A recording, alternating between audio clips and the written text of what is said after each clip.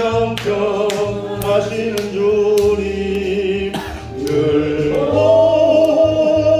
해주실 것을 나는 확실히 아네. 왜 내게 굳센 믿음과 또 복음 주셔서 내 마음이 항상 편한지 난 알 수 없도다. 내가 믿고 또 의지하는 내 모든 형편하시는 주님 늘 해주실 것을 나는 확실히 아네.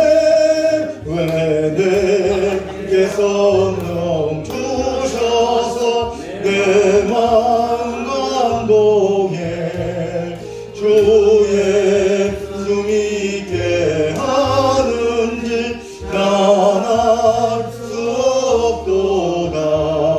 내가 믿고 또 의지하는 내 모든 형편하시는 주님 늘 보내주실 것을 나는 확실히 아네.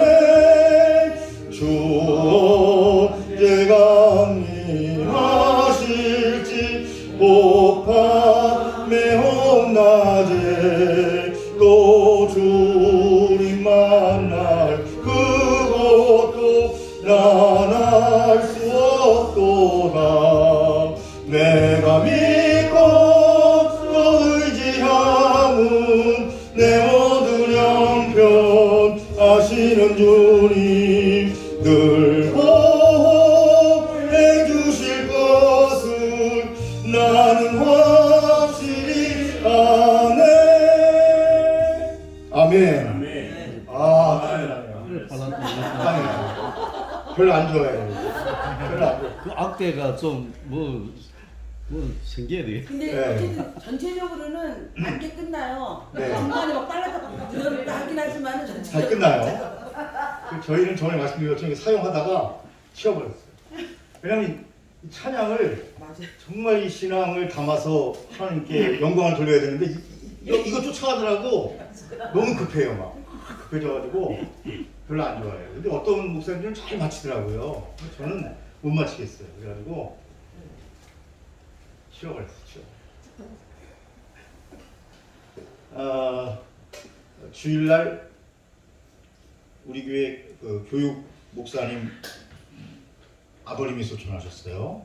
84세신데 요양원에 계시다가 갑자기 심정지로 돌아가셨는데요. 예배 마치고 인천이에요. 동인천 멀더라고요. 어제 또 놀러 갔다가 들어오는 사람들하고 시간이 겹쳐서 그런지 2시간 걸렸어요. 갔는데 가족끼리 싸우고 있더라고요. 누나가 5명이에요. 그리고 우리 교육 목사님이 막내예요. 막내. 누나들이 뭐 동생 얘기 듣겠어요? 네. 기독교식으로 하자 했더니 제일 큰 누나가 공무원인데 유교식으로 하겠다 이렇게 얘기해가지고 가보니까 막 과일에다가 무슨 생선 대가리에다가 쫙 놨어요. 근데 그 아버님은 살아생전에 요양원에 우리 목사님이 가서 기도해드리고 했을 때 예수님을 영접했고 아멘 아멘으로 응답을 하셨답니다. 아버님께서. 기독교식으로 해야 된다. 근데 기독교인이 아무도 없어요. 우리 목사님 외에는 아무도 없어요.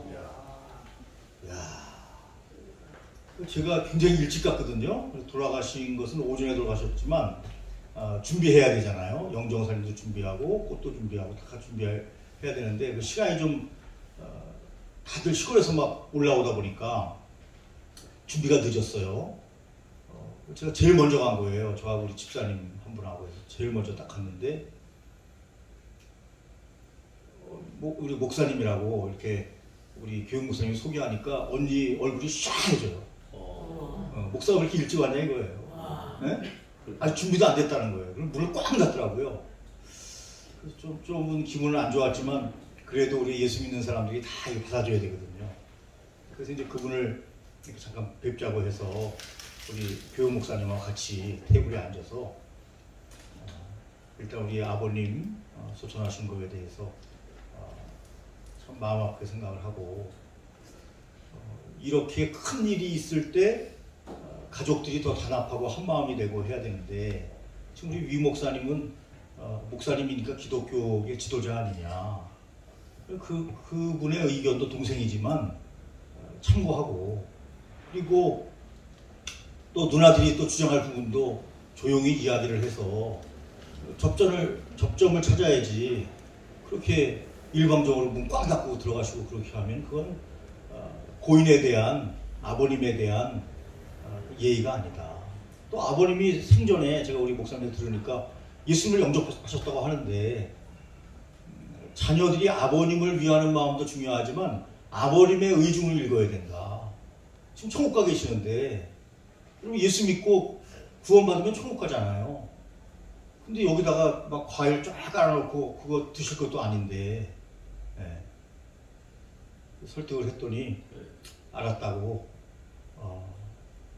그렇게 이야기를 하시면서 우리 기독교에서는 4번 예배 드리지 않습니까? 4번 예배를 우리가 드립니다. 그랬더니 알았다 하시더라고요. 그래서 어쨌든 얘기가 잘 됐어요. 그래서 이제 예배를 드리고 임종하면 임종 예배, 장례 예배를 드리지 않습니까? 임종 예배를 드리고 이렇게 왔는데 어쨌든 이런 부분에 대해서 우리 목사님들이 또 우리 전사님들이 잘 생각하셔야 합니다. 그래서 잘 설득을 하면 이해를 하더라고요, 그분들도. 그리고 거기서 막 뿔따구를 한다든지 뭐 완력으로 하려고 한다든지 이렇게 되면 큰 문제가 되는 거죠. 끝나고 나서도 기독교인에 대한 이미지가 안 좋아질 거고. 그래서 목사님들이 그런 환경에 이제 가게 될 거예요. 목회를 하다 보면 그럴 때는 아주 겸손하고 침착하게 설명을 하니까 알아듣더라고요.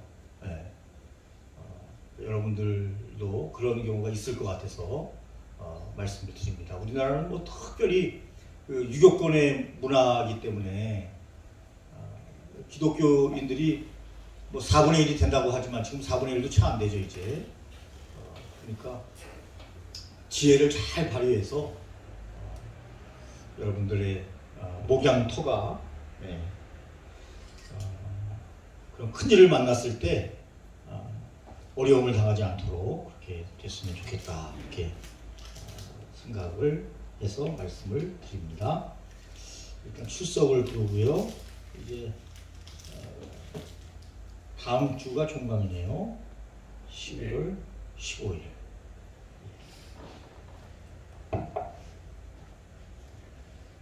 네, 존칭은 생략합니다. 이명석, 네. 배순애, 김성숙, 네. 심경자, 네. 탁종훈, 네. 네, 박경수, 네.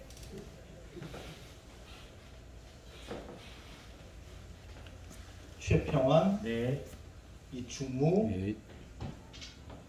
김종진, 네. 백인양, 네. 김성대, 네. 전영광. 네. 예, 안 부르신 분 있습니까 혹시? 명단은 많이 빼고. 그동안 많이 안 나오셔서 빠진 것 같은데 조남이 김 네? 문양단 맞아요. 제가 이름을 잘 못 외우는 게 이 흠이에요. 네. 동그라미를 크게 했어요. 그래서 다른 사람보다 배로.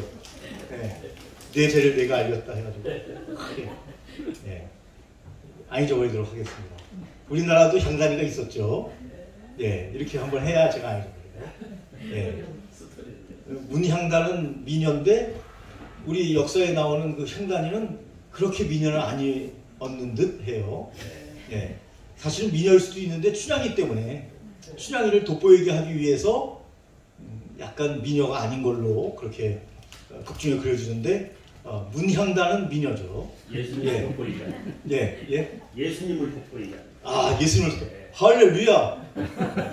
예수님을 돋보이게 하는 여인, 예, 우리 문향단, 예, 우리 화구님을 환영하고, 아까도 얘기했지만 더 좋아지셨어요, 얼굴이.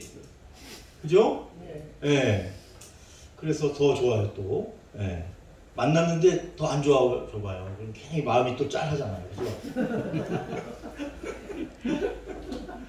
그래서 우리 목사님들도요, 주일날 가실 때, 여러분, 평상시에는, 그 분 바르고, 그러니까, 그 크림 안 바르고 하더라도, 여러분, 주일날은요, 좀 신경 쓰셔야 합니다. 그래야 성도님들이 좋아해요. 목사님이 예를 들어서 얼굴이 좀 바짝바짝하고, 저는 뭐 기본적으로 바짝바짝한 피부는 아니지만, 예를 들어서 바짝바짝하고, 또 의상도 제가 물어봤어요. 우리 양모 목사님한테. 목사님은 평일날 입고 다니는 옷이 제가 볼 때 조금 지저분하던데 주일날 그 옷 입고 그대로 주일날 가시냐. 그랬더니 편한 얘기가 목사님 저는 프로입니다. 프로. 아 제가 프로래요. 저는 프로입니다. 그래서 주일날 입는 옷이 따로 있습니다. 주일날만. 그래서 최고 좋은 양복을 딱 모셔놨다가 주일날 입습니다. 자기는 프로기 때문에. 네? 뭐 묻힌 거 이렇게 입고 안 간다는 거죠. 그 필요합니다. 뭐 하나님께 예배드리는 날이고 가장 행복한 날 아닙니까? 네, 교회는 천국의 모형이기 때문에 영원한 천국을 사모하면서 주님을 맞이할 또 주님이 응답 주실 귀한 또 주님께 영광 돌리기 위해서 가는 날 준비하고 가야죠. 그래야 교인들도 더 좋아하고요. 예. 옛날 제가 아는 어느 전도사님은 큰 교회 전도사님으로 계셨는데 제가 그 얘기를 해서 그분을 다시 봤는데 다시 본다고 해서 뭐 크게 그분의 인생이 달라진 건 없지만 제가 잠깐 다시 봤는데 자기는 교회를 갈 때 될 수 있으면 남루한 옷을 입고 가고 그 다음에 곧 바꿔야 될 구두를 신고 교회로 간다는 거예요. 그러면 권사님들이 아이고 전도사님 어떻게 구두가 이렇게 찢어져가지고 그러면서 막 안타까워하면서 구두를 사주고 그다음에 옷을 막 헤어진 옷을 입고 가면은 아이고 안타까워가지고 막 불러가지고 양복을 해주고 그런대요. 그래서 그 재미에 일부러 제일 안 좋은 옷을 입고 가고 안 좋은 신발을 신고 간대요. 그래서 제가 그날 이후로 그분을 다시 봤어요. 조금 순간 이건 아닌데 그건 아니잖아요. 예? 아니 무슨 하나님의 종이 일부러 그렇게 불쌍하게 보이기 위해서 성도들 앞에 나간다는 것은 정말 너무 당당함이 없는 자세 아닌가요? 예? 하나님이 먹이고 입히신다고 했는데 일부러 신발을 막 문질러 가지고 그렇게 낡게 만들지는 않았겠지만 왜 그 좋은 신발을 신고 가야죠 이왕이면. 예. 그리고 성도님들이 그래야 마음이 좀 편안해요. 예. 우리 목사님이 우리가 이렇게 잘 대우도 못 해드리는데 그래도 우리 목사님이 하나님이 입히시고 먹이셔서 우리 목사님 잘 나가시는가 보다. 야 편안하다 이번 주일도. 그러면서 하나님 제 인생도 우리 목사님처럼 제가 큰 능력은 없지만 하나님 저에게 은혜를 주세요. 그리고 은혜를 받고 성도들이 가야지. 부담을 팍 안고 가가지고 신발 해드려야 되는데 이런 부담을 갖고 가시면 안 되잖아요. 네? 또 하나 이제 우리가 교회에서 말 나온 김에 임직식 하잖아요. 임직식 할 때 임직 받는 분에게 너무 부담을 주면 안 돼요. 그래서 교회에서 임직패하고 주로 성경을 주죠. 임직 받는 분들에게. 그리고 이제 그 임직 받는 분들이 교회에 이렇게 뭘 헌물을 드리게 한다든지 헌금을 드리게 한다든지 혹은 뭐 타월이라도 준비해서 그날 축제니까 성도님들에게 좀 나눠주고 그렇게 하는데요. 강요해서는 안 된다. 저는 그렇게 봅니다. 물론 대화를 할 필요는 있어요. 뭐 임직받는 분들이 많으면 더 부담이 없겠죠. 그래서 교회가 교회를 위해서 기도하다가 같이 기도하고 준비할 거 아닙니까? 임직받는 분들끼리 준비하다가 하나님께서 감동을 주시면 감동 주시는 대로 교회에 물품을 하든지 헌금을 하든지 그렇게 해라. 그리고 수건 정도는 하나 이렇게 외부에서 오시는 분들이 있으니까 선물을 드려야 되니까 수건 정도는 부담 없으니까 서로 나눠서 준비를 하고 부담 갖지 마라. 그렇게 하는 게 옳다고 생각합니다. 그래서 딱 이렇게 뭐 정해놓고 강요하듯이 하는 것은 합당한 태도가 아니다. 그런 생각을 합니다. 그분들이 일을 하셔야 되는데 앞으로 교회를 위해서 일하기 전에 기분이 상해가지고 임직을 억지로 받는다면 어떻게 즐거운 마음으로 주님 앞에 헌신하고 봉사할 수 있겠어요? 그러나 그것도 문제죠. 하나님 앞에 임직을 받는데 아무런 감동이 없어요. 아무런 준비가 없어요. 기도 준비, 또 정성에 대한 준비가 전혀 없어요. 그것도 물론 문제입니다. 그래서 그런 마음 자세를 가질 것을 이제 준비 기간에 기도회를 통해서 독려하는 것은 꼭 필요합니다. 잠깐 생각이 나서 말씀을 드렸습니다. 오늘은 아시는 대로 25편입니다. 25편. 우리 회장님 요 교재는 어떻게 가능할 것 같아요? 네. 준비 신청을 안 했어요. 네. 그냥 팔길래 그냥 신청을. 8군이 있다. 이권을 8군이 있다는 얘기죠. 예.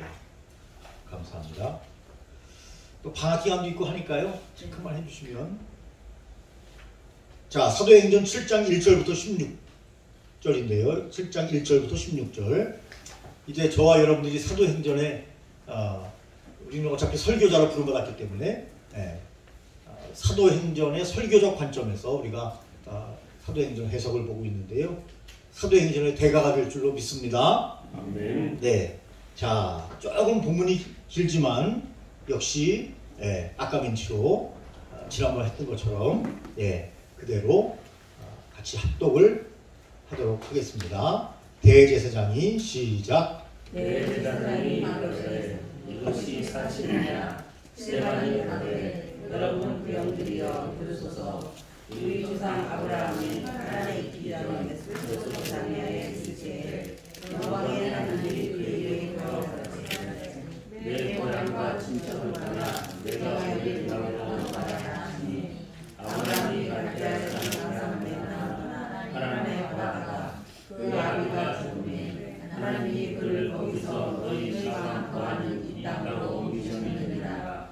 그러나 여기서 벌칠 만큼도 욕되지 아니하시고 다만 이 땅을 아직 살 수도 없는 그와 그의 후손에게 서로 주신다고 약속하셨으며 하나님이 또 이같이 말씀하시되 그 후손이 다른 땅에서 나그네 되리니 그 땅 사람을 종으로 삼아 400년 동안을 괴롭게 하리라 하시고 또 이르시되 종 삼는 나라를 내가 심판하리니 그 후에 들으리 나와서 이곳에서 나를 섬기리라 하시고 갈래의 공약을 아브라함에게 주셨더니 그가 이삭을 낳아 8일 만에 할례를 행하고 이삭이 야곱이 우리 12조상을 낳으니라.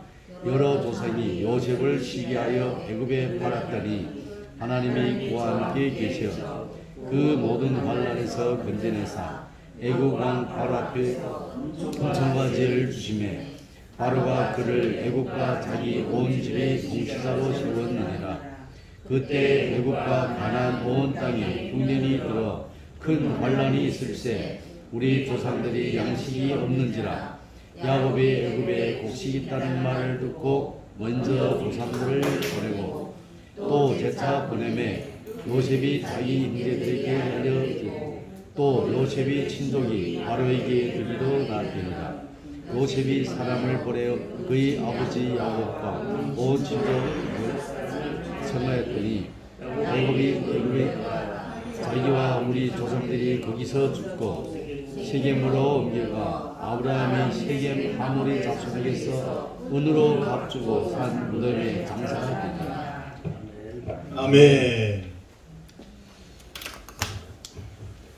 믿음의 조상은 두말할 필요도 없이 이제 아브라함인데요. 스데반 집사님이 아브라함에 대해서 설교하고 있는 두 번째 설교입니다.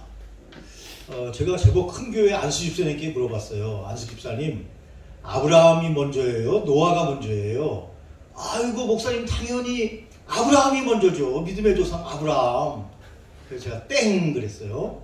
땡이죠. 노아가 먼저죠. 노아. 예? 그래서 아담과 하와, 노아, 아브라함, 그리고 모세 이렇게 연결하는 것이 맞다 이렇게 얘기해 줬더니 자기가 잘못 알고 있었다는 거예요. 자, 오늘은 우리 믿음의 조상 아브라함인데요. 하나님께서 아브라함에게 잘하시는 대로 메소포타미아 갈대아 우르에서 떠나 가나안 땅으로 갈 것을 말씀하셨는데 처음에 말씀하셨을 때 아브라함은 가나안 땅인지 몰랐어요. 네. 하나님이 내게 지시할 땅으로 가라고 말씀하셨죠. 그래서 하란에 잠깐 머물게 되는데 하란에서 자기 아버지 데라가 세상을 떠나시고 그런 다음에 이제 가나안 땅을 향해서 나가게 된다는 건데요. 오늘 스데반의 설교에 보면 믿음이 얼마나 중요한가 하는 것을 강조하고 있고요. 이 믿음은 예수님에 대한 믿음으로 연결시키기 위한 스데반 집사님의 설교다 이렇게 생각되어지고요.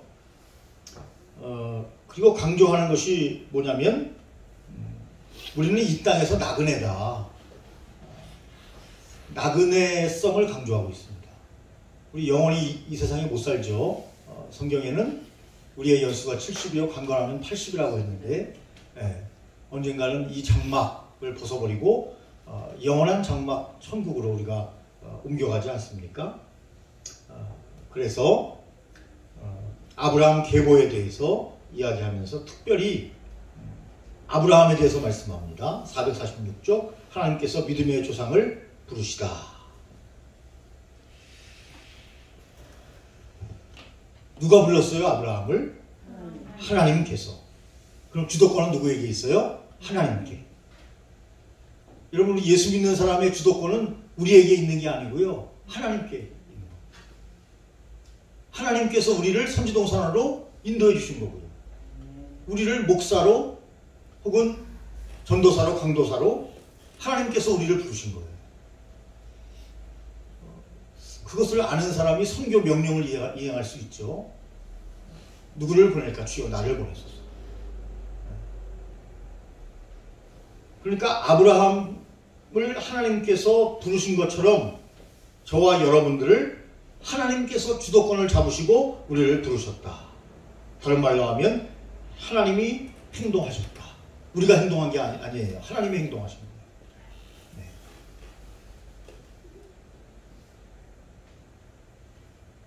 어떤 사람은 그 사장이 그런데요. 네. 자꾸 왔다 갔다 하지 말고 사무실에 딱 앉아 있으라고. 제가 그 얘기를 하길래 제가 그랬어요. 어떻게 동물이 가만히 앉아 있을 수 있냐고. 움직여야 동물이지. 네? 어떻게 가만히 앉아 있냐고. 그렇게 그분하고 농담을 했는데요. 여러분 하나님도 가만히 계시는 분이 아니고요. 하나님이 행동하시는 분이십니다. 행동하시는 분. 그래서 믿음의 조상 아브라함을 부르시고 이어서 이삭을 부르시고 야곱을 부르시고 요셉을 부르시는 부르심의 하나님, 주도권이 하나님께 있다.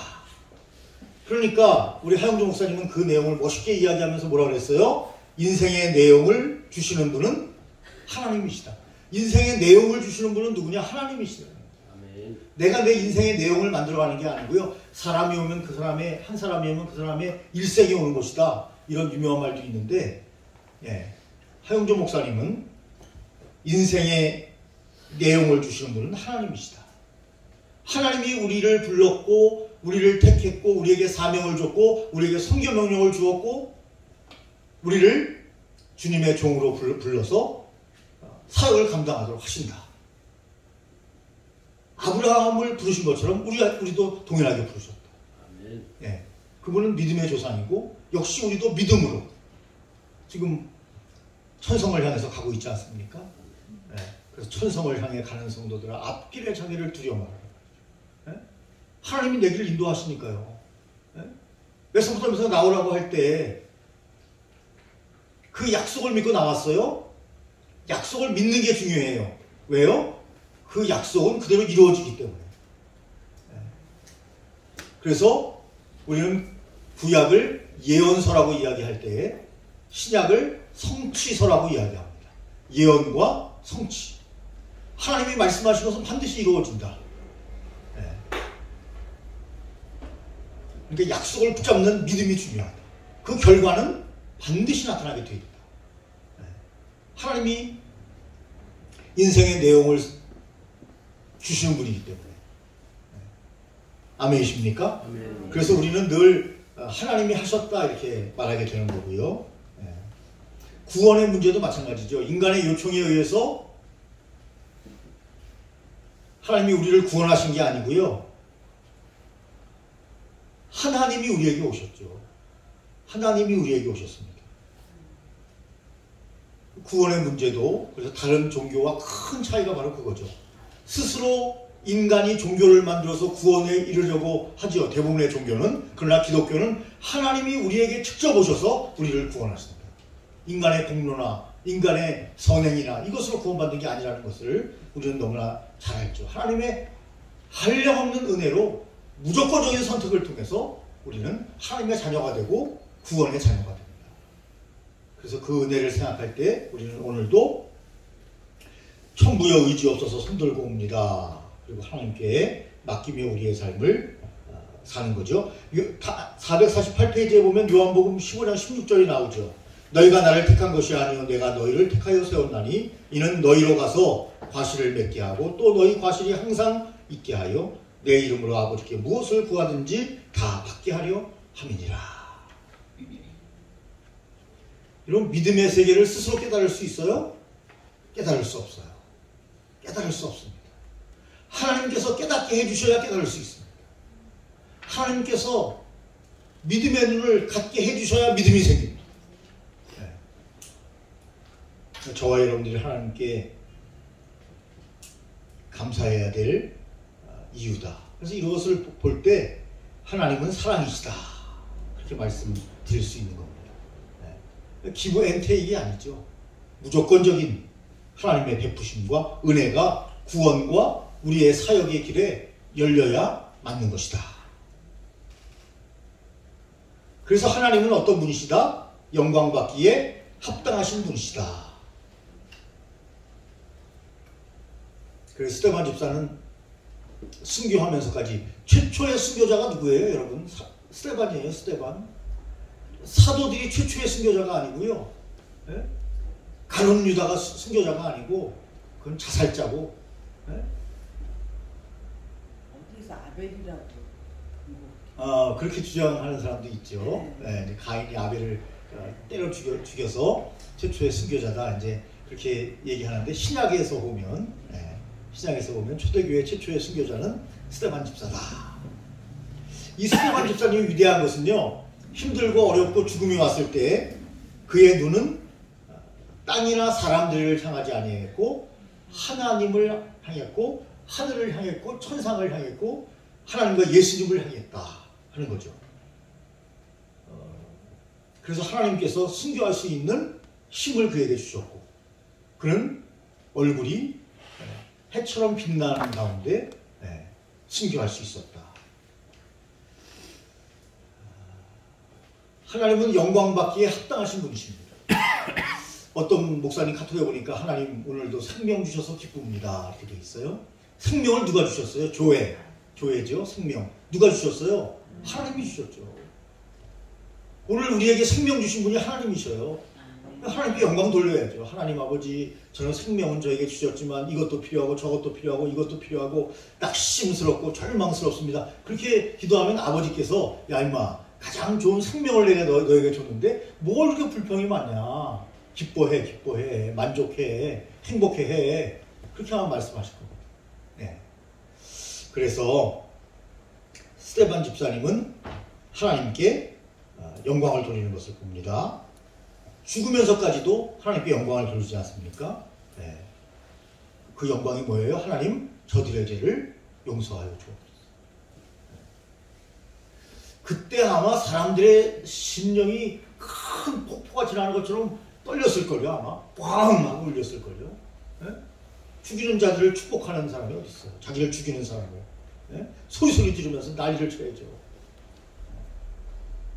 하나님은 영광받기에 합당하신 분이다. 지금까지 살게 하신 하나님, 그 하나님을 찬양했을 거예요. 스데반 집사님.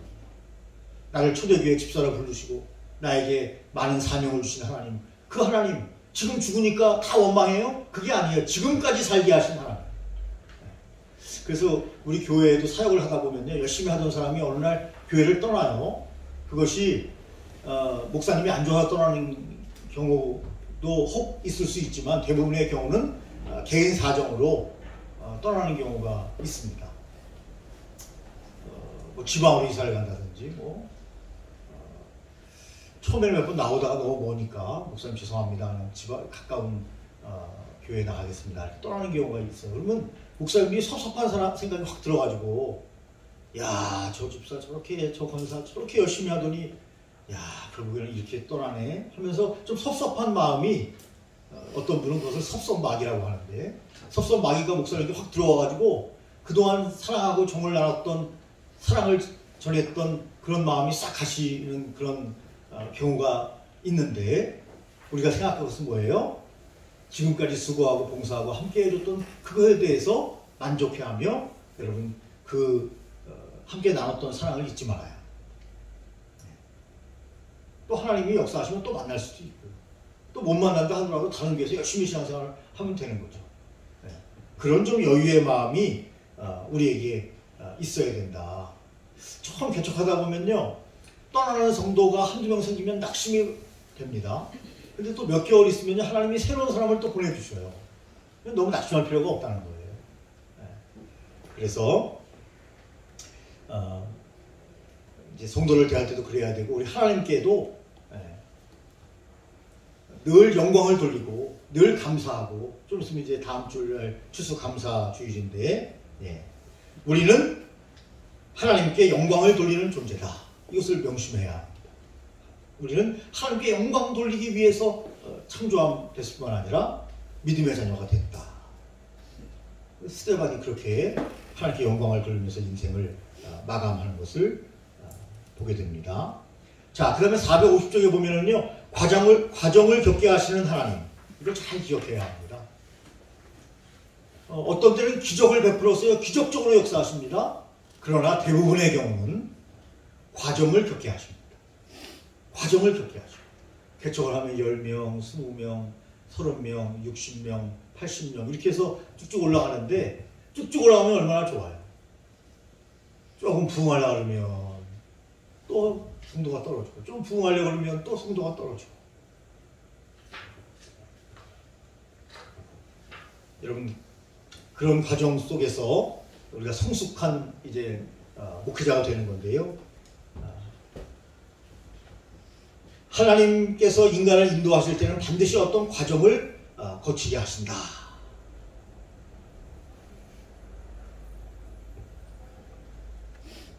그래서 아브라함이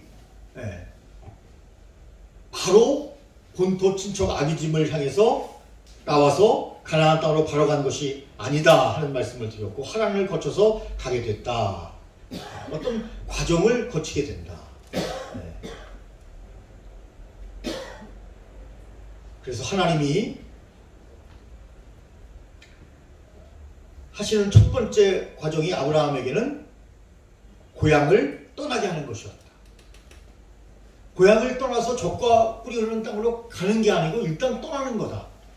그 말은 그 중간에 많은 과정이 있을 거라는 거죠. 바로 쭉 직진해가지고 젖과 꿀이 흐르는 땅으로 가는 게 아니고,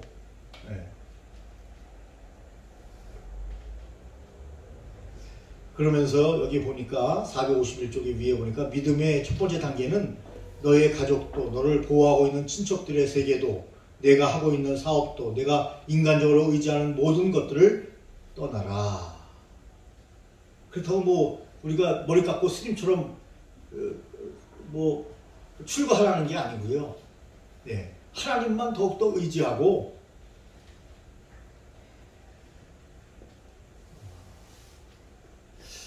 가족들이 개척할 때 많이 오는 사람들이 있어요. 친척들하고. 좋아요. 처음에 와야 합니다. 처음에. 그러나 어느 정도 부흥하면 떠나는 게 좋다는 것이 정설이에요. 물론 친척들이 잘하는 사람들도 있어요. 그런데 너무너무 간섭이 심해가지고 목회자가 일하기 어려운 거죠. 우리 교육 목사님처럼. 네? 뭐 그 조그마한 그 예는 장례이지만 어쨌든 간에 자기 뜻대로 안 되는 거죠. 다 간섭하니까. 네. 그래서 목회자가 처음에 목회할 때, 개척할 때는 친척들이 오는 것을 막을 필요는 없어요. 네. 그러나 목회자의 심정은 언제나 저분들이 떠날 수 있다, 떠나야 된다는 마음을 가져야 하는 것이 맞습니다.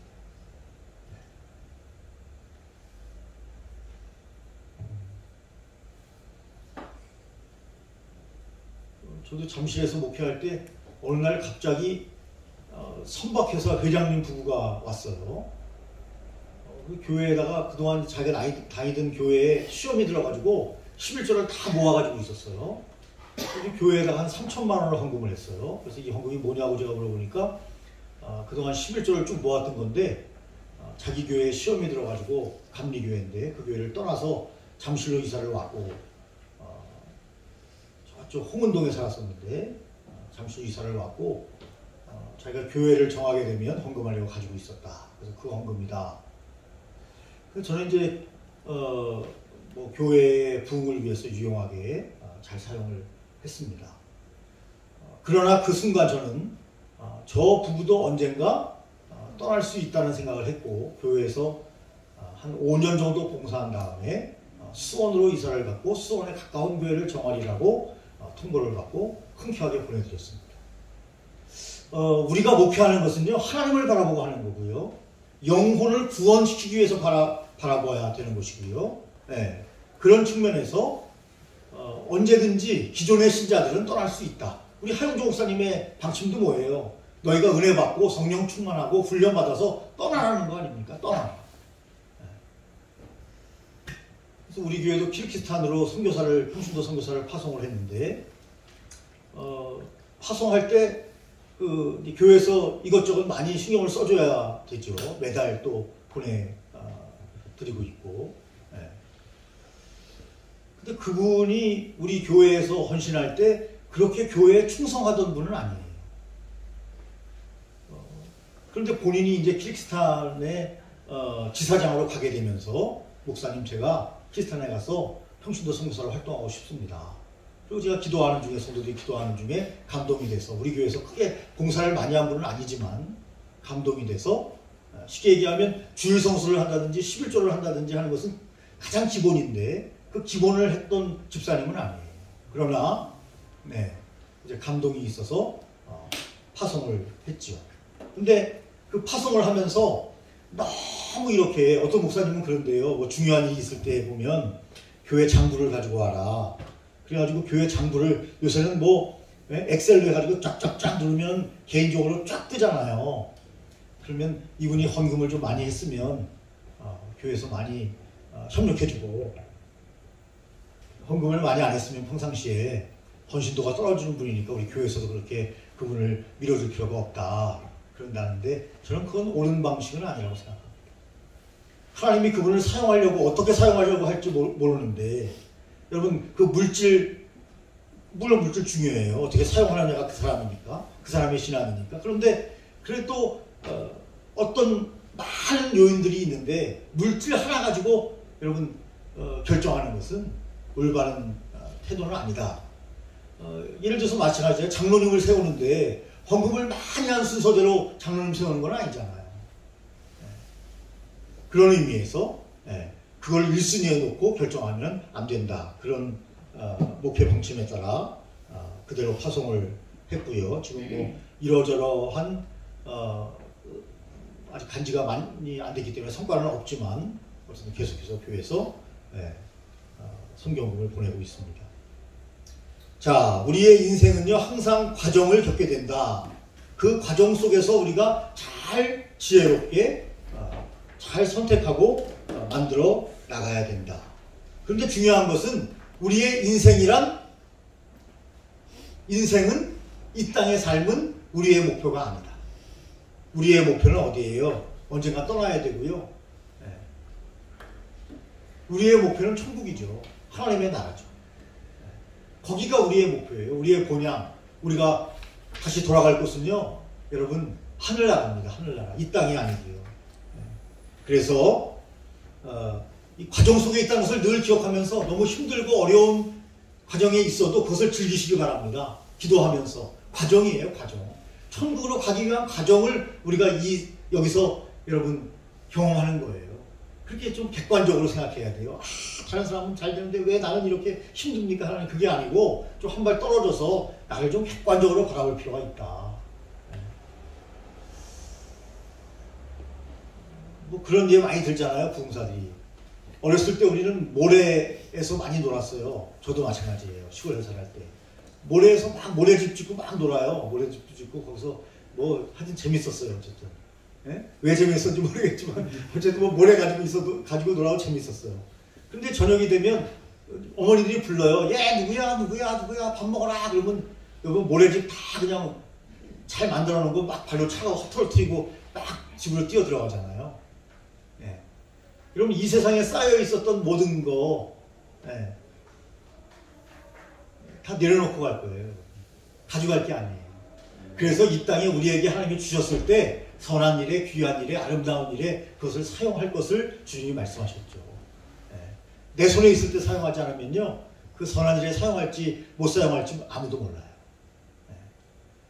물론 우리는 한국 사람들은 유교 영향권에 있어서 자녀를 나와 동일시하잖아요. 또 뭐 그건 당연한 거죠.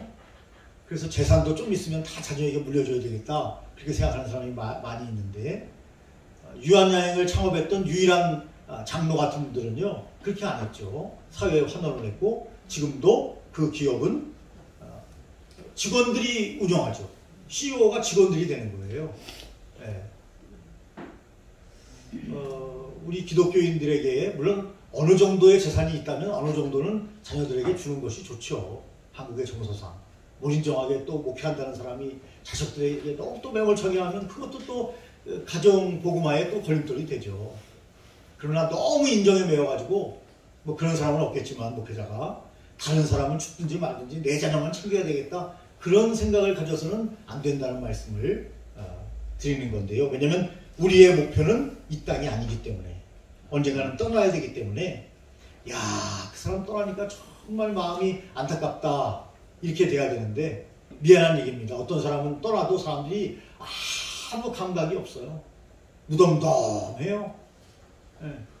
왜? 감동받은 게 없으니까 살아가면서 그 사람에게 아무도 감동받은 게 없어요. 그리고 그 사람이 살아있으나 죽으나 그 영향이 전혀 없었기 때문에 나하고는 아무 상관이 없는 거죠. 여러분 큰 사람을 어떤 사람을 큰 사람이라고 그러죠? 많은 사람을 포용하고 살아가는 사람. 그 사람이 큰 사람이에요. 큰 사람. 그러면 많은 사람을 포용하고 살았던 사람은 어떻게 되죠? 그 사람이 돌아가시면 눈물을 흘리게 되는 거죠. 그분이 어떻게 살았는지 나도 그렇게 살아야 되겠다 하고 결단하게 되는 거죠.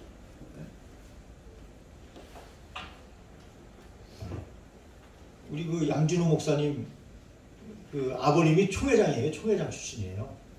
대신측. 원래 양준호 목사님이 대신측이었어요.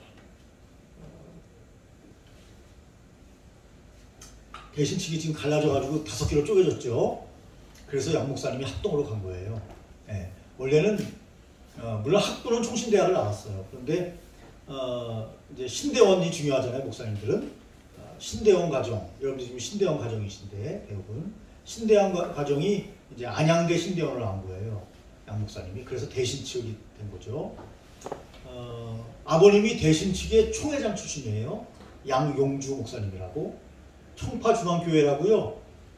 많이 모일 때는 한 2,000명까지 모였던 교회예요. 그 교회 안에 대한신학교가 있었어요.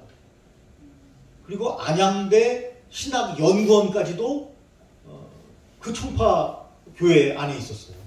그러다가 이제 안양대가 돈을 좀 벌어가지고 학교가 커지면서 이제 안양으로 이전하면서 대신대 신학대학원까지 여기 신학연구원까지 여기 있었고 안양대학으로 개명하면서 안양에 땅을 사서 안양대가 가면서 이제 교회에서 우리 양용주 목사님 교회에서 빠져나가서 거기서 이제 대학인가를 받은 거죠.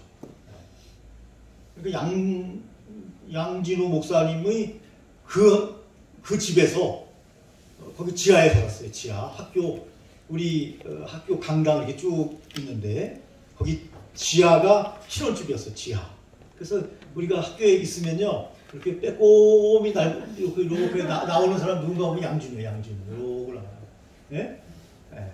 사모님도 이러고 나오고 그 집 지하에 살았어요. 물론 굉장히 커요. 건물이 한 2,000명 모이는 그 건물이 굉장히 큰데 거기로 올라가려면요 계단이 엄청나게 가팔라요. 꼭대기예요. 서울 서구역 제일 위 꼭대기 달동문 거기에 큰 교회가 있어요. 거기까지 올라가려면 너무너무 계단이 많아서 사람들이 막 헐떡거려요. 공부하러 오는 사람들이. 그래서 거기를 골고다 언덕이다 이렇게 명명을 했어요. 골고다 언덕을 지나 이제 주님을 만나러 왔다. 이제 그렇게 선지동산에 왔다 그랬는데 그 제가 왜 양준호 목사님 얘기를 했을까요? 뭐 예를 들려고 했는데 예를 아는 사람이 그 상속 네? 자손한테 네. 상속하는 뭐 그런 돈과 재산 뭐 그런 얘기 했죠. 그런 얘기하다가 네. 양준호 총 회장님 얘기가 나오시니까 초 회장님 하다가 그 얘기는 감사합니다. 뭐냐면 그 아버님 양영주 목사님이 초 회장을 3번인가 하셨어요. 3번 하셨는데 한 번 한 것도 아니고 제가 깜짝 놀란 것은 장례식장이면 장례식장, 예식장이면 예식장, 행사면 행사장 가는 데마다 양 목사님이 있어요. 제가 가는 데마다 그분이 계시다라니까요. 가는 데마다. 제가 그 생각을 한 거예요. 야, 목회하기도 힘드신데 2,000명 목회하려면 목회하기도 힘드신데 어떻게 가는 곳마다 계시냐. 장례식장은 장례식장, 예식장이면 예식장, 행사장이면 행사장. 그러면서 늘 금일봉을 이렇게 내놓으시고 야, 이래서 큰 인물이 되시는 거구나. 남의 이게 저분의 일, 뭐 저분이 돌아가신 부모님이니까 뭐 우리 부모님이 아니니까 남의 일. 저 집 딸 일이니까 뭐 내 일 아니니까 저건 남의 일. 이런 게 아니고 다 보듬으시더라는 거예요. 그럼 큰 인물이 되는 거죠, 그러니까. 총회장이 된 거죠. 그래서 우리가 세상을 살아가면서 자꾸 스스로 좁아질 필요는 없다. 물론 이제 그런 부분이 저도 이해는 가요. 뭐냐면 저도 뭐 크게 여유 있는 목회자는 아니잖아요. 그런데 발은 약간 넓어서 이게 장례식장 제 나이가 딱 그래요. 지금 부모님이 딱 돌아갈 때예요. 지금 저희 부모님도 지금 84세고 지금 계속 돌아가셔서 친구들 부모님 계속 돌아가시고 친지들 뭐 교우들 뭐 아는 분들이 돌아가셔요. 또 지금이 우리 자녀들이 딱 결혼할 날이에요. 저희 딸도 뭐 지금 28살, 25살이니까 아들은. 그러니까 지금 막 결혼할 나이죠. 그러니까 그냥 아는 사람들이 많으니까요. 어떤 때는요 축의금이나 부조금으로만으로도 한 150만 원이 나가요. 한 달에. 힘들더라고요. 그러나 우리가 좀 더 넓게 보면 축가할 때 축가해 줘야 되고 슬플 때 함께 슬퍼해 줘야 되고요. 중요한 행사에 참석해야 합니다. 왜냐하면 여러분 이 땅에 우리가 그거 아깝기는 하죠. 또 필요하죠. 일용할 양식이 우리에게 필요하죠. 그러나 여러분 이 땅이 우리의 목표가 아니고요. 언젠간 떠나야 하고요. 하나님께서 우리에게 얼마나 많이 모았냐, 얼마나 큰 아파트에 사느냐 이렇게 물어본 게 아니고 어떤 사명을 감당하다 왔느냐 하고 우리에게 물으실 거예요. 내가 무슨 사명을 감당하다 왔는가, 가야 되는가, 아버지 앞에 서야 되는가. 그렇게 생각하면 좀 가벼워지지 않습니까? 우리가 좀 가볍게 살아야죠. 가볍게. 그리고 선을 행한 것은 곧 잊어버려야 돼요, 여러분. 어떤 사람은 그래요. 내가 지금까지 뿌린 돈이 얼마인데 그거 다 걷어들여야 되는데 우리 자녀들이 결혼을 안 한다고 했다는 거예요. 그래가지고 탁달을 한다는 거예요. 네가 결혼을 하면 내가 이렇게 많이 뿌렸는데 쫙 그게 들어올 텐데 너 빨리 결혼해라. 그러면 안 되죠. 주는 것으로 만족하고요. 받는 것보다 주는 게 더 복된 것이라고 주께서 말씀하셨어요. 주고 나면 잊어야 돼요, 여러분. 주고 나서 받을 거 생각하면요, 그건 준 게 아니에요, 여러분. 엄밀히 말해서. 그래서 그런 마음으로 우리가 살면 언젠가 우리가 하나님의 나라를 위해서 씨를 뿌리면 30배, 60배, 100배의 결실을 맺게 되기 때문에 하나님께 맡겨드리고 우리는 열심히 씨를 뿌리면 된다. 아멘이십니까? 열심히 사랑하면 된다. 열심히 도우며 살면 된다. 열심히 주의를 하며 살면 된다. 그것이 저와 여러분들의 삶의 어떤 모토가 되어야 된다. 그렇게 생각을 합니다. 그래서 여러분 아까 말씀드린 것처럼 과정에서 여러분이 힘들고 어려운 일이 있을 거예요. 저도 마찬가지고. 그러나 그것은 과정일 뿐이에요. 아직 결과가 아니에요. 그래서 제 친구들도 몇 명이 그 배우들이 있어요. 유명한 배우는 아니고 연극 배우가 있는데요. 왜 너는 연극 배우가 됐느냐? 아, 나는 연극 배우가 너무 좋대요. 돈을 못 벌어도. 왜? 다양한 삶을 살 수 있어서 너무 좋다는 거예요. 잠깐이지만 의사 역할, 잠깐이지만 대통령 역할, 잠깐이지만 목회자 역할 다 해볼 수 있잖아요. 네? 잠깐이지만. 그 다양한 인생을 살고 있어서 좋다.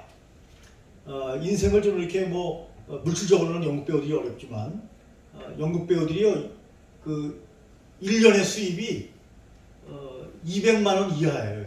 평균. 1년 수입이요. 한 달 수입이 아니고 1년 수입이 200만 원 이하예요. 연극 배우들이. 엄청나게 못 살아요. 살 수가 없는 정도의 돈이에요. 근데 왜 하느냐? 이제 남편이 연극을 하면 부인이 돈을 벌고요. 부인이 연극을 하면 남편이 돈을 벌고 이래서 대부분 살아요. 그런데 뭐 아름다운 모습일 수도 있죠. 왜 하느냐? 좋아서 하는 거죠. 좋아서. 좋으니까 하는 거죠. 억지로 시키는 거 하겠어요? 1년 수입 200도 밖에 안 되는데. 좋으니까 하는 거죠. 근데 그분들을 만나보면요. 참 털털해요, 사람들이. 권위의식이 전혀 없어요. 털털해. 아, 그래서 무슨 색깔인지 칠하면서 연기를 할 수 있는 거구나. 색깔이 없어요. 너무너무 좋아요, 사람들이. 순수해요. 그래서 그분들을 볼 때마다 저는 그런 생각을 하죠. 우리 목사님들이 좀 저 연극 배우들처럼 저렇게 좀 순수하고, 좀 순진하고, 좀 그래야 된다. 뭐 그렇지는 않겠지만 목사님이 약속 빠르고 자기만 챙기려 하고 그래가지고 어떻게 목양을 하겠어요.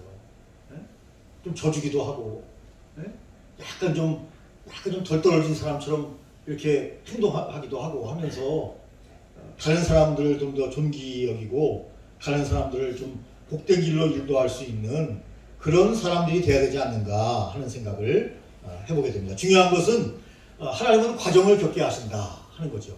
과정을 겪게 하시는 하나님이라는 것을 우리가 기억하고 저와 여러분들이 그 과정에 있다는 것 기억하면서 조금 더 객관적으로 우리 자신을 보면서 살아가자. 네 번째가 이제 약속의 땅입니다.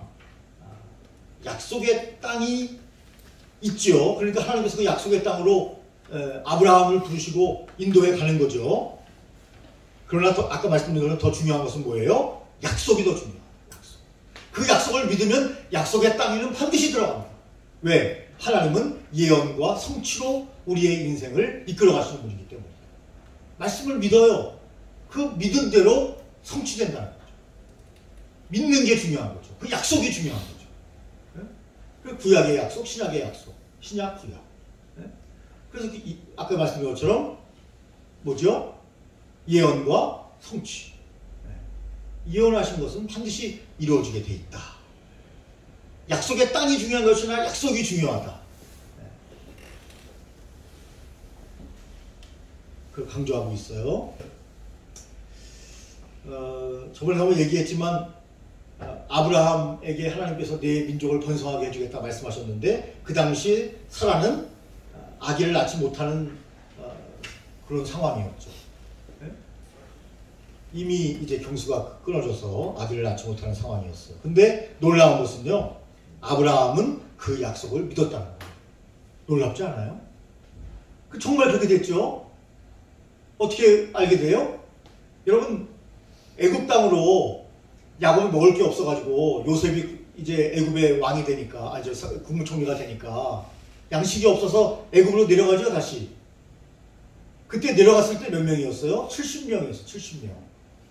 그런데 하나님께서 그 약속대로 모세를 들어서 적기로는 꾸리오는 원래 가려고 했던 가나안 땅으로 다시 그들을 이끌어서 가지 않습니까? 아브라함에게 주셨던 것을 다시 제 사명을 모세에게 또 주지 않습니까? 결국은 가나안 땅으로 가요. 다 그것이 과정이었어. 그 중요한 것은 뭐죠? 나갈 때 60만이었어요. 장정만 60만. 그래서 왜 애굽 사람들이 이스라엘 사람들을 싫어했는가? 자기들은 아이가 나다가 죽고요. 태어나도 애들이 많이 죽어요. 얘네들 얼마나 많이 죽었어요. 그런데 희한하게 히브리 사람들은 죽지를 않아요. 태어나도. 그래서 너무너무 왕성해지는 거예요. 그런데 마침 그때가 뭐죠? 요셉을 알지 못하는 왕이 되죠. 원래 식소수 왕조인데요. 요셉을 아는 왕조는. 이 왕조는 뭐냐면 이방에서 침탈해가지고 왕이 된 사람이에요. 근데 그걸 자기 정권을 잃어버리고 그때 요셉이 국무총리가 된 건데 이방인 왕이 왔을 때 국무총리가 된 거예요. 그런데 다시 그 토속민들이 다시 왕권을 잡아요. 요셉을 모르죠. 알아도 안다고 하지 않죠. 왜? 전 왕조의 사람이에요. 근데 모른다고 이제 표현을 한 거죠. 그러면서 딱 보니까 새 왕조가 들어서 보니까 이 유대 민족이 엄청나게 번성해가지고 60만이 되었다니까요. 남자만 60만이. 잘못하면 정권을 빼앗기게 생겼어요. 얼마나 기본이 장대하고 애들이 태어나면 그냥 바로 다 성장하고 아프지도 않고 죽지도 않고. 그러니까 왕이 뭐라 그래요? 남자 아이가 태어나면 다 죽여버려라 그냥. 그래서 산파가 딱 확인하는 순간 아들이면 바로 목을 눌러 죽이게 돼 있어요. 그게 바로 애굽의 법이었어요. 네? 바로 목을 눌러서 죽인다니까요. 그런데 놀라운 것은 바로 그 시기에 모세가 태어나지 않습니까? 야, 근데 하나님이 모세를 택했어요. 뭐라고 말씀하셔요? 내가 보니 모세가 아름다웠다. 하나님이 사명을 주시려고 택한 거예요. 그래서 3개월을 아버지 집에 키웠는데 애가 또 목소리가 얼마나 큰지 으야 하고 우니까 도저히 키울 수가 없어요. 걸리면 줄초상 나는 거예요. 다 법을 어겼기 때문에. 그래서 잘 아시는 것처럼 갈대상자에 넣어가지고 나일 가까이 띄우지 않습니까? 그런데 마침 이게 뭐 하나님의 뜻이죠. 아니 공주가 거기 나와서 목욕을 하고 있다가 갈대상자가 떨어져오니까 딱 뭐 열어서 받지 않겠습니까? 그런데 모세의 얼굴을 보는 순간 그냥 반해버렸어요. 이야, 그 자기의 양자로 삼아서 졸지에 죽었던 자가 무슨 자가 돼요? 왕자가 됐다니까요. 왕자. 왜 그랬을까요? 하나님의 선택과 그에게 선교 사명을 맡기 위해서 그를 살려주신 거죠. 아멘. 여러분 오늘 저와 여러분들 지금 우리가 이렇게 와 있는데요. 얼마나 난 죽을 고비를 넘겼어요. 사실은 살아있는 게 기적 아닙니까? 네? 저도 어렸을 때 몇 번 죽을 고비가 있었어요. 살아있는 게 기적이에요. 왜? 우리에게 사명을 주시기 위해서. 아름답게 오시는 거예요. 우리를. 그래서 지금까지 살려주신 거예요. 우리에게 생명 주신 거예요. 주님의 사명 감당하라고. 모세와 우리가 다를 게 없다니까요. 네? 살아있는 게 기적 아닙니까? 비행기 타고 신혼여행 가는데 그런 생각 들죠. 떨어지면 죽는데. 네? 안 떨어졌어요. 안 떨어졌어. 네? 아니 어렸을 때 제 동생이 지금은 천국 가 있지만 얼마나 애가 좀 못됐는지 어렸을 때 독종이었어. 독종. 아니 집에 있는 왜 그 집에 우리 아버님이 술도 많이 안 드셨는데 왜 있는지 모르겠지만 어쨌든 소주병이 있었어요. 소주병. 그걸 잡고 제 코를 때려가지고 코피가 얼마나 많이 나는지 어린 마음에도 아 이제 나 죽겠다. 그래서 코피를 밤새도록 쏟았어요. 아니 왜 하필이면 그러면 내 코를 때리는지 그걸 가지고 잡아가지고 그 소주병으로 코를 딱 때리는데 와 피가 나는데요. 멈추질 않아요. 근데 우리 동네 개똥이라고 해서 개똥이 이름을 범하게 줘야 오래 산다 그래가지고 개똥이 이름인데 아니 옛날에 캄캄해요. 밤이 되면 어른들은 이렇게 모여가지고 이렇게 뭐 지푸라기 같은 거 이렇게 이렇게 펴놓고 좀 이렇게 거기서 놀아요. 뭐 구워 먹고 이렇게 놀아요. 근데 우리는 깜깜하게 막 뛰어다니는데 저는 아무도 없는 줄 알고 막 뛰어가는데 갑자기 개똥이가 이쪽으로 와가지고 저하고 꽉 부딪혔어요. 머리가 이렇게 커요. 개똥이. 거기 맞아가지고 바로 절도해가지고 제가 여러분 이틀 만에 깨어났잖아요. 이틀 만에 깨어났어요. 생생히 기억나요. 제가 막 이제 딱 쓰러졌을 때는 몰랐죠. 딱 쓰러질 때까지만 기억나죠. 딱 쓰러지고 몰랐는데 이틀 만에 깨어났대요. 제가. 그래서 막 깨어날 때 그 순간 막 우리 어머니 엉엉 우시는 그게 딱 깨어나면서 의식이 돌아올 때 어머니의 모습을 딱 봤어요. 제가. 지금 그것도 기억나요. 네? 아, 또 중학교 때 천호동으로 이사를 와가지고 자전거를 타고 갔다 오는데 우리 집에 이렇게 내리막이 있는데요. 자전거 타고 오는데 그날따라 신나더라고요, 기분이. 근데 이 블럭이 있는 걸 모르고 그냥 전속력으로 달린 거예요. 기분 좋으니까 쫙 달리는데 블럭에 팍 튀어가지고 그냥 발을 쫙 하고 미끄러졌는데 다 나갔어요. 다 나갔어요. 다 나갔어요. 네? 네, 지금도 상처가 있어요. 다 나갔어요. 그런데 감사한 것은 그때 차가 왔으면 뒤에서 바로 깔리는 거예요. 차가 안 왔고 머리도 안 다쳤어. 손발만 다쳤어. 떨어지면서 이렇게 떨어져 쫙 미끄러져. 이렇게 떨어졌거나 이렇게 떨어졌으면 머리가 박살이 났을 텐데. 죽을 고비가 많이 있었다는 거예요. 네, 죽을 고비가. 근데 하나님이 왜 살려주셨을까? 네. 우리에게 선교 명령을 주시고 목양의 삶을 주시기 위해서 저와 여러분들 사명이 있는 자는 죽지 않습니다. 아멘. 네, 사명이 있는 자는 죽지 않아요. 아멘. 네. 푸른 풀에 들어가도 죽지 않고요. 사자굴에 들어가도 죽지 않아요. 왜? 사명이 있으니까요. 사명이 끝난 사람은 죽죠. 거기서 그 자연현상으로 죽는 거죠. 그래서 사명이 있는 자는 죽지 않습니다. 근데 제가 신학교 다닐 때 안수 집사님이 한 분이 늦게 오셨어요. 연세가 많으셨어요. 근데 그분이 암에 걸리셨어요. 전 몰랐어요. 대화를 하다 보니까 얘기를 하시더라고요. 매일 이렇게 말식이 많으셨어요. 옛날 사진을 보여주는데 옛날 사진은 대단해요. 관장이에요. 근데 많으셨어요. 그래서 자기가 말년에 이제 암이 걸려서 젊었을 때 주님께서 여러 번 자기를 부르셨는데 사업에 바쁘고 세상 재미에 바쁘고 돈 버는 게 너무 재밌어서 응답하지 않았는데 이제 암이 걸려서 주님의 나라가 갈 때가 가겠으니 자기는 목회자가 될 생각을 하지 않는데요. 본인이 그렇게 얘기하시더라고요. 그냥 전도사로서 또 신학생으로서 이제 천국 가기 전에 주님의 말씀을 더 많이 배우고 주님께 더 헌신하는 법을 배웠으면 좋겠다. 그런 마음으로 오셨대요. 그리고 정말 그분은 목사 안수를 받으시기 전에 천국으로 가셨어요. 어쨌든 여러분 중요한 것은 우리에게 하나님께서는 약속의 땅을 우리에게 명령하셨으니 약속의 땅에 들어가기 전까지 우리의 사명이 있는 한 여러분 우리는 죽지 않습니다. 그러니까 너무 우리가 엄살내지 말자는 겁니다. 우리는 힘들고 어렵죠. 다 힘들고 어렵죠. 또 하나님은 신학생들을 부를 때는 희한하게 힘들고 어려울 때 꼭 부르시더라고요. 다 그런 건 아닌데 대부분 보면 그래요. 힘들고 어려울 때 하나님이 불러요. 희한해요 보면. 네? 그래서 목사님들이 조금 교회가 부흥되면 힘들고 어려울 때를 잊어버리시고 또 힘들고 어려울 때에 보상을 받으려고 하는 보상 심리가 있어서 조금 욕심을 내시는 분들이 있는데 그것까지 비울 수 있다면 정말 하나님 보시기에 아름다운 사역자가 되지 않겠나 그런 생각을 가끔가다 해봅니다. 예. 자, 오늘은 여기까지 요셉은 남겨두고 여기까지 하도록 하겠습니다. 우리 기도 459쪽 함께 기도합니다. 오늘 우리에게 아브라함과 이삭과 야곱과 요셉의 생애를 통하여 구원의 섭리와 역사 섭리를 보게 하시니 감사를 드립니다. 주여 오늘 우리가 살아있는 현주소를 보게 하시고 어떤 고난과 역경 속에서도 좌절하지 말게 하시고 우리를 온전케 하시는 예수 그리스도를 바라보게 하여 주시고 은혜의 보좌 앞에 나가게 하여 주시옵소서. 예수님의 이름으로 기도드립니다. 아멘. 감사합니다. 네. 오늘도